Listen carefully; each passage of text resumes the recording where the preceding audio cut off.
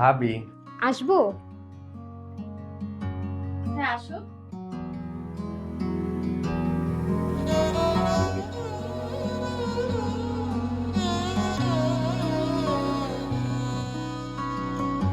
ভাবি, তোমার জন্য স্যুপ নিয়ে এসেছি।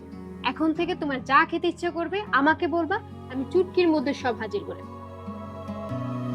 আরে এসবের কি দরকার ছিল? ভাবি দরকার আছে, সবকিছুরই দরকার আছে। ভাবি আমি তো এটাকে বিয়ে করেছিলাম শুধুমাত্র আপনার সেবা যত্ন করার জন্য।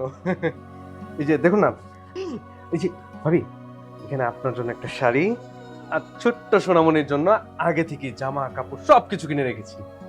দেখুন তো পছন্দ হয়নি? কি দরকার ছিল এভাবে টাকাগুলো নষ্ট করার?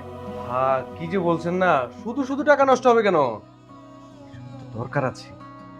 আর তাছাড়া ভাইয়া বেঁচে থাকলে তো আর আমার এইসব কিছু করতে হতো না।